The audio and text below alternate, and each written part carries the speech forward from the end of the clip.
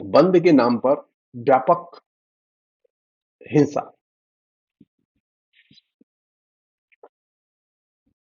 और कल जो बीजेपी समर्थित और आरएसएस के छात्र संगठन, जिसने कि अपने छात्र समाज के नाम से ऑर्गेनाइजेशन बनाया हुआ है, अखिल भारतीय विद्यार्थी परिषद की तरफ से आयोजित जो नवान्न मार्च था, उसके बारे में अनेक खबरें आई।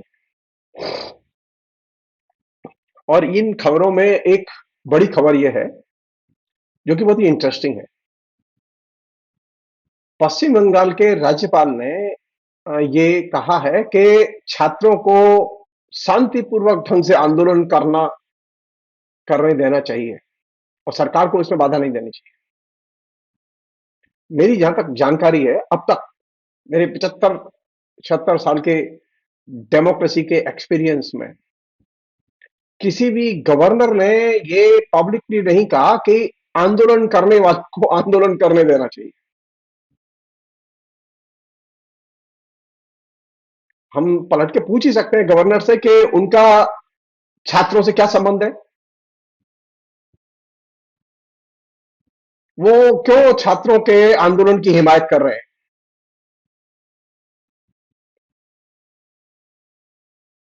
और वो किसके इशारे पर कर रहे हैं, और क्या उनके पास अधिकार है ये कहने का कि आंदोलनकारी आंदोलन करें एज ए गवर्नर के नाते।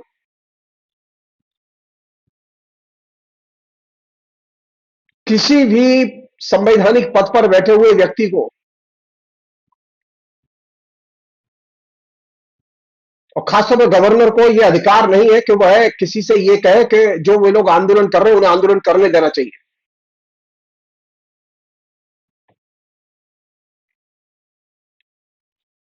तो अब हालत यह है कि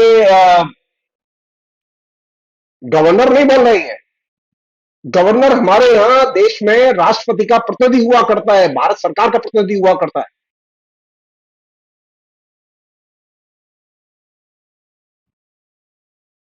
बंगाल में अराजकता फैलाने वाले छात्रों के पक्ष में गवर्नर का इस तरह का बयान अपने आप में चिंता की चीज है।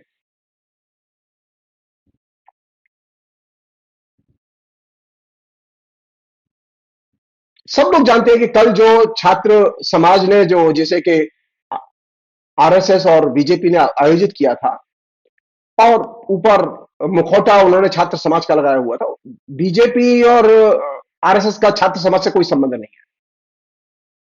वो छात्र उनके लिए मोहरे हैं। ये छात्र ये तक नहीं जानते थे कि नवान्न है कहां। ये प्रायोजिक भीड़ इस तरह से इकट्ठी की गई थी उसमें। उसका एक नमूना बता रहा हूं मैं आपको।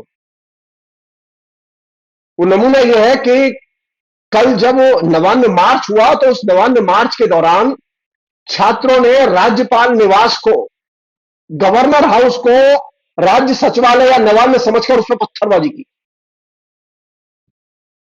यही पत्थरबाजी की घटना अगर टीएमसी के लोगों ने या सीपीएम के लोगों ने की होती गवर्नर हाउस पर,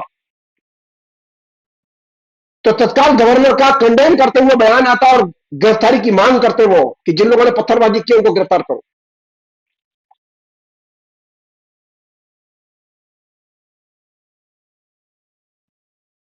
हम जानना चाहते हैं कि वे जो छात्र जो ये नहीं जानते कि गवर्नर हाउस और नवान्न का अंतर क्या है, बिल्डिंग का अंतर क्या है, एड्रेस का अंतर क्या है, वे छात्र किस तरह से जेन्युइन छात्र हो सकते हैं।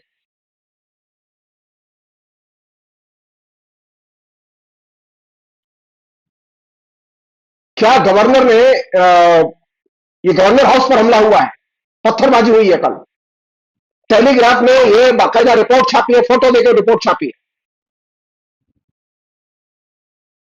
क्या गवर्नर ने एफआईआर दर्ज कराई? क्या गवर्नर ने बयान दिया कि जिन लोगों ने पत्थरबाजी की उनकी गिरफ्तारी की जाए? क्यों नहीं की? अब तक कभी भी गवर्नर हाउस पर पत्थरबाजी नहीं की गई है। तो बीजेपी के जो नए रणबांकुरे हैं, वे ये नहीं जानते कि नवान्न कहां है और राजभवन कहां है। वो गवर्नर हाउस को ही राज्य सचिवालय समझ के उन्होंने कल पत्थरबाजी की।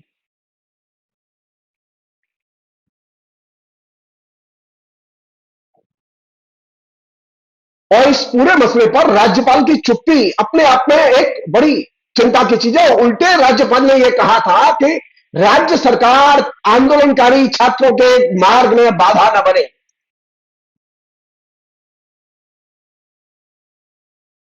टेलीग्राफ ने अपने पहले पन्ने पर जो शीर्षक दिया, वो शीर्षक अपने आप में बहुत महत्वपूर्ण शीर्षक है, the day of the lumpen.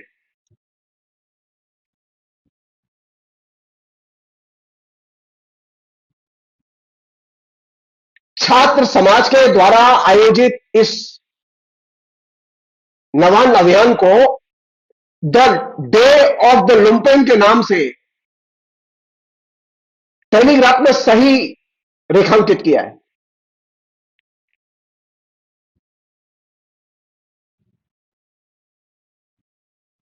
और जब उन्होंने ये राज्यपाल निवास पर पत्थरबाजी की तो उससे अनेक पुलिस वाले घायल हुए। कम से कम 33 पुलिस वालों को गंभीर चोटें आई, लेकिन राज्यपाल के मुंह से बयान नहीं निकला, क्योंकि राज्यपाल जो गवर्नर है वहां पर अभी बंगाल में, वे बीजेपी के मोहरे की तरह काम कर रहे हैं।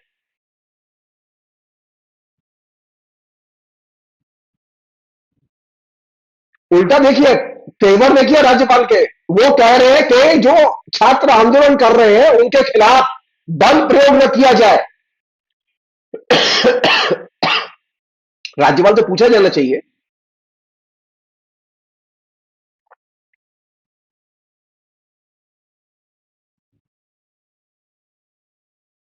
कि जिन पत्थरबाजों ने, लुम्पेंस ने, जो छात्र समाज की तरफ से आयोजित आंदोलन का हिस्सा थे, उन्होंने राज्यपाल निवास पर हमला किया, पत्थरबाजी की, उनकी गिरफ्तारी होनी चाहिए कि नहीं होनी चाहिए?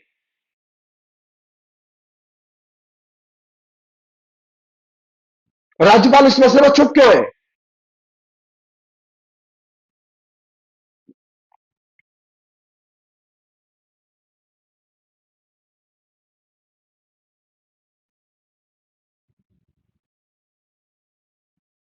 राज्यपाल का यह कहना कि छात्रों के खिलाफ बल प्रयोग न हो, वो असल में लुम्पेंस को, अपराधियों को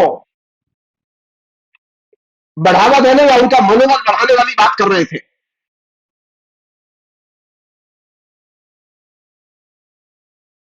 एक अन्य चीज और बहुत महत्वपूर्ण चीज,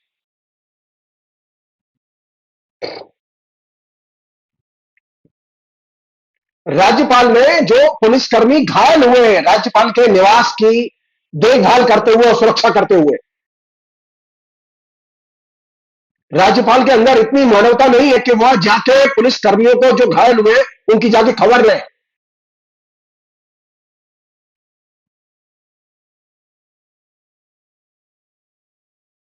क्यों, क्या दिक्कत थी? अगर वे पुलिसकर्मी वहां ना होते तो राज्यपाल निवास पर किस तरह से हमला होता, इसकी हम कल्पना कर सकते हैं। सब लोग जानते हैं कि बीजेपी के लुम्पेंस एक जमाने में ईश्वरचंद विद्यासागर की मूर्तियां तोड़ चुके हैं कॉलेज स्ट्रीट में। ये वे लुम्पेंस हैं जिन्होंने ईश्वरचंद विद्यासागर का अपमान किया था।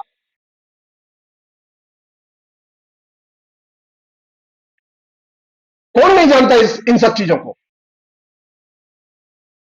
बीजेपी के अंदर राजा राम मोहन राय, ईश्वरचंद विद्यासागर, राज्यपाल, इन सब किसी के प्रति कोई श्रद्धा सम्मान का भाव नहीं है।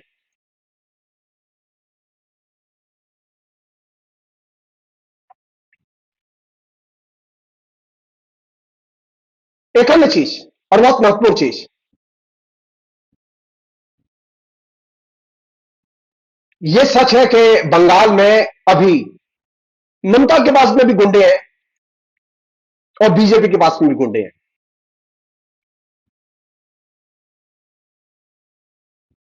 लेकिन एक बड़ी चीज तो घट रही है।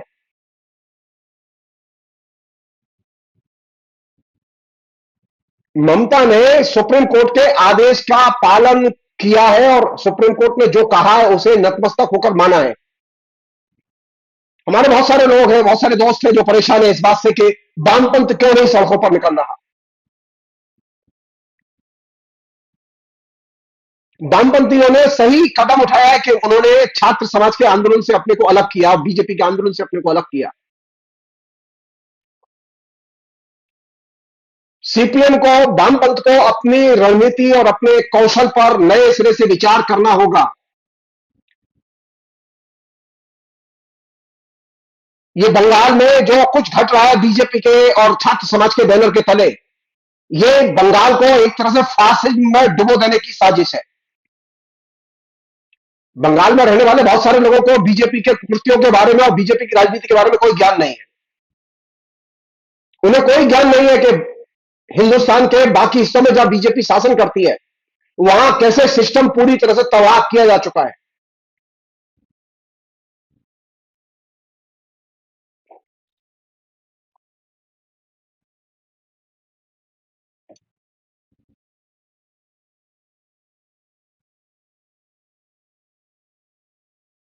मतलब क्लाइमेक्स देखिए इसका, सारा सिस्टम मोबिलाइज किया जा रहा है ममता बनर्जी के खिलाफ, एक इलेक्टेड गवर्नमेंट के खिलाफ। मेरी ममता बनर्जी ने कोई सहानुभूति नहीं, लेकिन मेरी आपत्ति है इस बात पर। बंगाल में अगर बलात्कार की हत्या की घटना होती है तो वह आपके लिए गंभीर मसला है, और उत्तर प्रदेश में बलात्कार की हत्या की घटना होती है तो वह आपके लिए गंभीर मसला क्यों नहीं है? क्यों यह होता है कि राष्ट्रपति को दर्द होता है बंगाल की घटना से, उत्तर प्रदेश की घटना से दर्द नहीं होता? आश्चर्य है कि राष्ट्रपति का भी बयान आ गया इस पर। नॉर्मली राष्ट्रपति ने कोई बयान नहीं दिया पहले।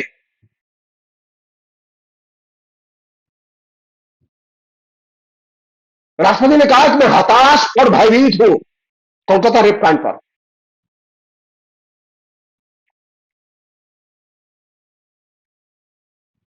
राष्ट्रपति से पूछा जाना चाहिए कि वो क्यों हताश और भयभीत है।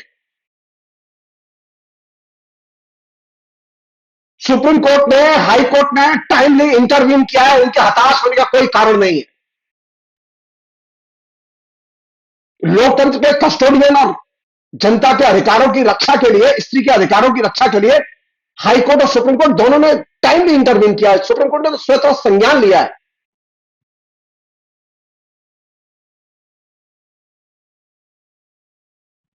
राष्ट्रपति महोदय को तो बयान देने में भी 2 सप्ताह लग गए। लेकिन यह बयान आज आया है राष्ट्रपति का, जो कि अपने आप में चिंता की चीज है। जिस दिन बंद बुलाया गया बीजेपी के समर्थित छात्र संगठनों के द्वारा, उस दिन राष्ट्रपति भी बयान दे रहे हैं, और राष्ट्रपति कल जब राज्यपाल निवास पर हमला हुआ उस पर एक शब्द नहीं बोल रहे। पूरे के पूरे सिस्टम में इस तरह से पार्टीजन तरीके से काम होगा, ऐसी तो पार्टीजनशिप कभी नहीं देखी।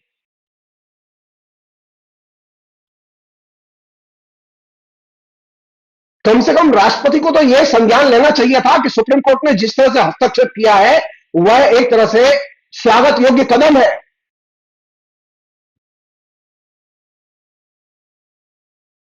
सुप्रीम कोर्ट के फैसले से एक तरह से कॉन्फिडेंस बिल्डिंग का काम किया है वहां पर अपराधियों के खिलाफ जो मुहिम चल रही है। बंगाल में 2 तरह के लोग हैं, 2 तरह के आंदोलन है, ये बात ध्यान रखनी चाहिए। बंगाल के डॉक्टरों ने आज के बंद का समर्थन नहीं किया है। हिंदुस्तान के डॉक्टरों ने, जिस दिन सुप्रीम कोर्ट ने कहा कि आप अपना आंदोलन वापस लीजिए, हिंदुस्तान के डॉक्टरों ने अपना आंदोलन वापस ले लिया, और वे इंतजार कर रहे हैं कि अब सीबीआई क्या करती है और अदालत किस तरह से इस पर रुख अख्तियार करती है, किस तरह से फैसला देती है। लेकिन आंदोलन के ऐन मौके पर राष्ट्रपति का यह कहना कि मैं भयभीत हूं, हताश हूं, ये तो अपने आप में चिंता की चीज है। अगर हिंदुस्तान का राष्ट्रपति भयभीत और हताश है तो इससे ज्यादा चिंता की कोई चीज नहीं हो सकती।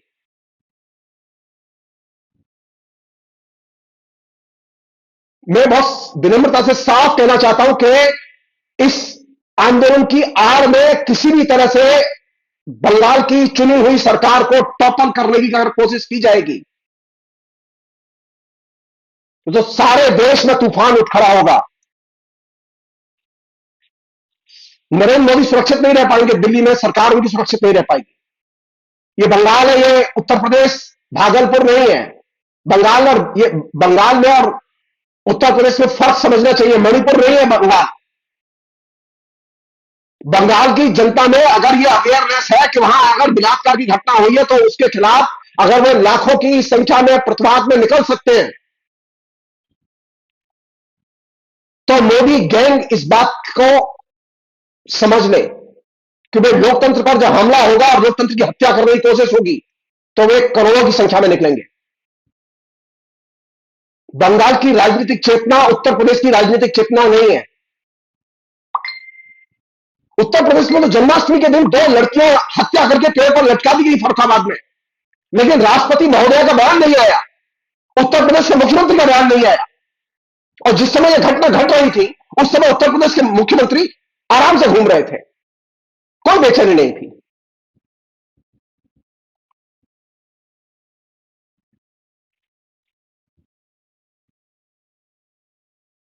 आरजी कार की घटना में जो अपराधी शामिल है उनको सख्त सजा मिलनी चाहिए, दंड मिलना चाहिए।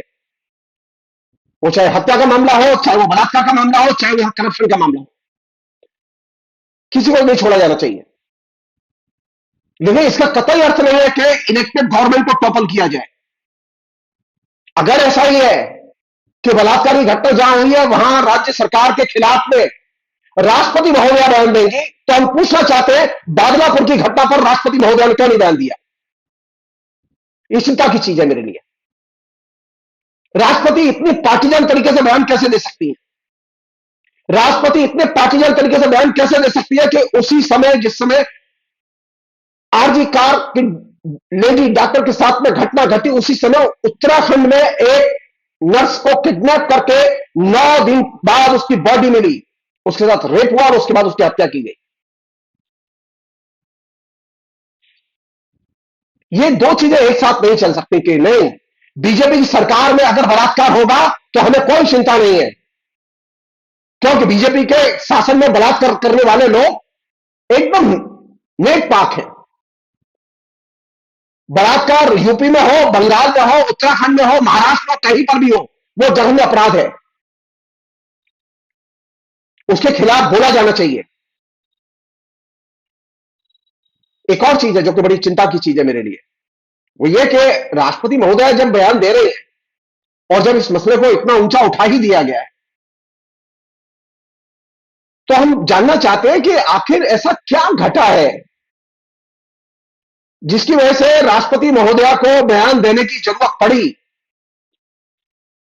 और वो भी 15 दिन बाद।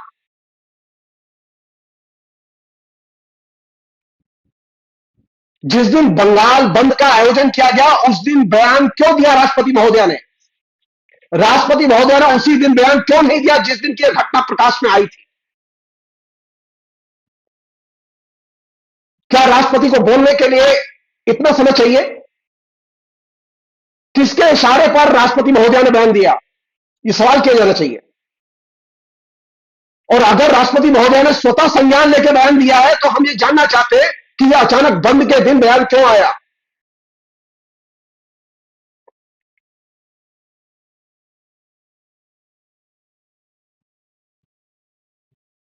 बंगाल में निश्चित तौर पर स्त्रियां संकट में हैं, इसमें कोई दो राय नहीं है। इसमें कोई दो राय नहीं है कि वहां आम जीवन में अपराधियों का एक तरह से दबदबा है, इसमें कोई दो राय नहीं है। मेरी कोई उम्मीद नहीं है कि वहां लेफ्ट पार्टी जो है वो बहुत ही क्रांति कर देंगे और बहुत ही परिवर्तन कर देंगे, मेरी कोई उम्मीद नहीं है। इसका कारण यह कि लेफ्ट के पास में जनाधार नहीं है।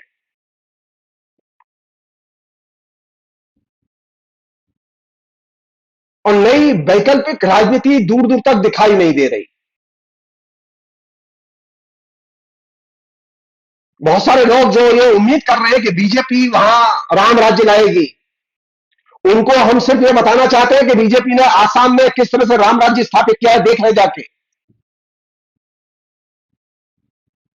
आसाम में जब से बीजेपी की सरकार आई है, लगातार सारे सड़क के, ब्रिज के ठेके नामी गिरामी लोगों को दिए गए हैं, उन लोगों को दिए गए जो कि कल तक पृथकतावादी और आतंकी घटनाओं में शामिल थे, और वहां सड़कें ध्वस्त पड़ी और ब्रिज ध्वस्त पड़े, और लगातार अल्पसंख्यकों पर हमले हो रहे हैं। मणिपुर भूले नहीं है हम लोग। मणिपुर अभी भी आग में जल रहा है। मणिपुर में 56,000 से अधिक लोग अभी भी शरणार्थी शिविरों में रह रहे हैं। 180 से अधिक लोग मारे गए हैं आतंकियों के हाथों। प्रधानमंत्री को फुर्सत नहीं मिली, राष्ट्रपति को फुर्सत नहीं मिली कि जाके देखे वहां। वह राष्ट्रपति वहां सरेआम आतंकियों ने औरतों को डंगा घुमाया, उनके साथ रेप किया, उनकी हत्या की, लेकिन राष्ट्रपति का बयान नहीं आया। देखिए, बंगाल पर जब बंगाल बंद का आयोजन किया गया तो राष्ट्रपति का बयान आया, और यह पार्टिजनशिप एक्सेप्टेबल नहीं है, और यह बहुत ही गलत स्टेप है राष्ट्रपति के तौर पर।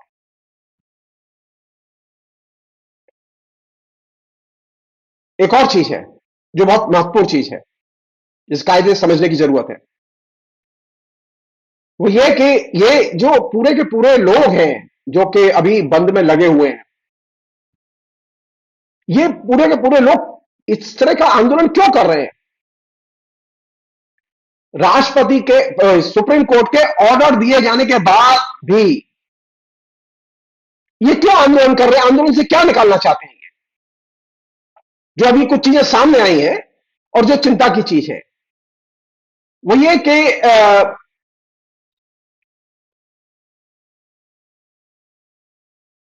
प्रधानमंत्री अभी जलगांव गए थे, तो जलगांव गए तो वहां उन्होंने कहा कि इस तरह की घटनाएं, औरतों के खिलाफ ये जघन्य घटनाएं, इनकी निंदा की जानी चाहिए और अपराधियों को कड़ा दंड दिया जाना चाहिए। हम जानना चाहते हैं प्रधानमंत्री किससे अपील कर रहे हैं? उनके पास तो सारे अधिकार हैं। क्यों नहीं अब बलात्कारियों के खिलाफ केस को लेकर सारे देश में केंद्र फास्ट ट्रैक कोर्ट, एक स्वतंत्र न्यायाधिकरण की व्यवस्था क्यों नहीं करता? किसने रोका है केंद्र सरकार को? किसने रोका है केंद्र सरकार को कि वे तुरंत कार्रवाई हो बलात्कार जैसे केसों पर? उसके लिए कानून का ढांचा तैयार किया जाए, उसको नीचे से ऊपर तक इंप्लीमेंट करने की संरचनाएं बनाई जाए। किसने रोका है प्रधानमंत्री को?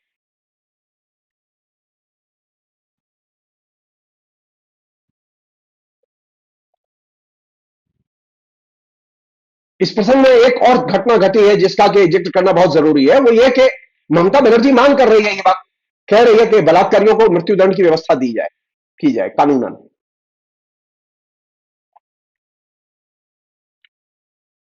प्रधानमंत्री को कहना चाहिए कि हम साथ में इसके।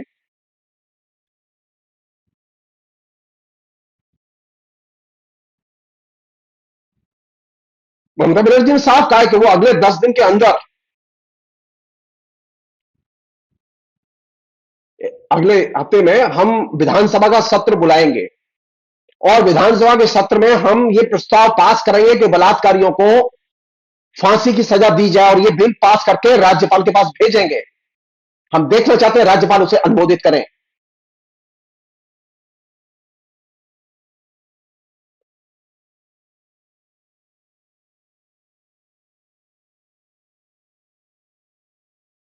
लेकिन राज्यपाल तो आंदोलनकारियों के साथ है, न्याय के साथ नहीं है।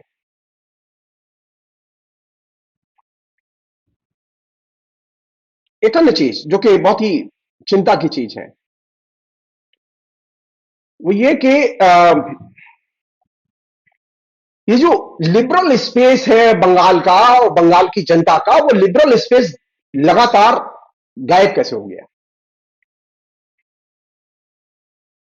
सोचे वे लोग जिन लोगों ने एक जमाने में अपने अंध वामपंथ विरोध के कारण वामपंथ को नष्ट किया। वामपंथी भी सोचे कि अपने शासन के नशे के कारण उन्होंने जिस तरह से लिबरल स्पेस को नष्ट किया,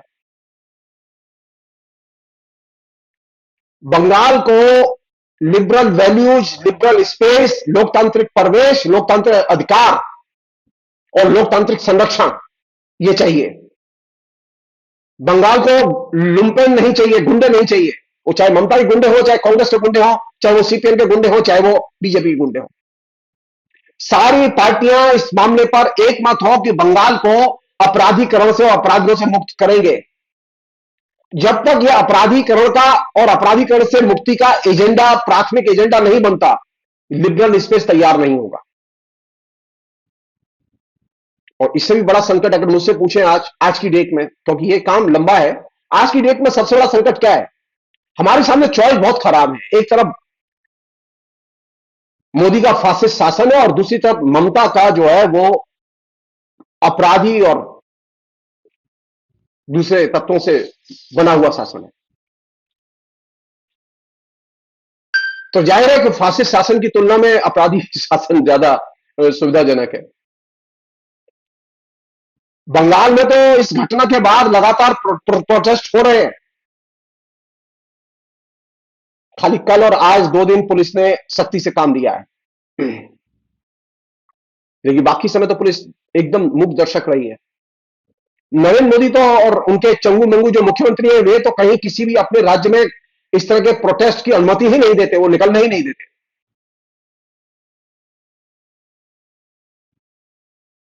तो ममता बनर्जी जिस सेकुलर दृष्टिकोण का रिप्रेजेंट करती है, उसमें क्रिमिनल है और डेमोक्रेसी भी है।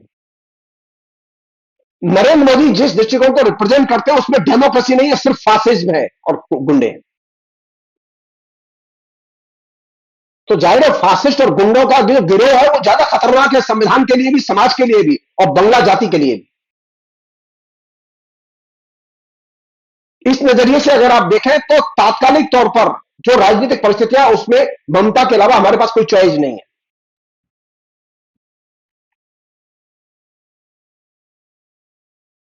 विकल्प सोचें, विकल्प बनाएं, विकल्प का रास्ता बंद नहीं है। लेकिन यह सोचना कि हम ममता को हटाएंगे तो किसको लाएंगे आप? फासिस्ट और गुंडों को, जिसकी नुमाइंदगी बीजेपी करती है और आरएसएस करता है।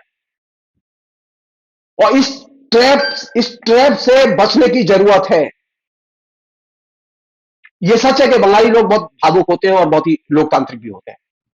जो भावुक लोकतांत्रिक भाव जो है वो बातचीत में तो अच्छा लगता है, लेकिन आंदोलन भावुकता के आधार पर नहीं किया जाना चाहिए। ये बात जब आंदोलन चल रहे होते हैं तो उस समय खासतौर पर ध्यान रखने की जरूरत है कि हमारी नजर पॉलिटिक्स पर होनी चाहिए और दूरगामी परिणामों पर होनी चाहिए। लोगों ने इस बात को सोचा नहीं। लोग हमेशा तात्कालिक परिणाम में रहते हैं। लोकतंत्र में जन आंदोलन और क्रिमिनल्स के आंदोलन, इन दोनों में फर्क किया जाना चाहिए। बीजेपी का आंदोलन क्रिमिनल्स के आंदोलन है, बीजेपी का आंदोलन जन आंदोलन नहीं है। और इसी अर्थ में यह सही कहा है कि ये आज का दिन लुम्पेन का दिन है। टेलीग्राफ ने सही हेडलाइन दी है। फिलहाल इतना ही। बहुत बहुत शुक्रिया, थैंक यू। आशा है ये कार्यक्रम आपको पसंद आया होगा। इस वीडियो को ज़्यादा से ज़्यादा शेयर करें, लाइक करें और कमेंट करके बताएं आपकी राय क्या है। और अगर आपने हमारा यूट्यूब चैनल अभी तक सब्सक्राइब नहीं किया है तो तुरंत इसको सब्सक्राइब कर लीजिए और बेल आइकन भी दबा दीजिएगा, ताकि अगली जब वीडियो अपलोड हो तो आपके पास इसका नोटिफिकेशन पहुँच सके। और अगर आपने हमारा फेसबुक पेज फॉलो नहीं किया है, फेसबुक पेज को भी फॉलो करें। धन्यवाद।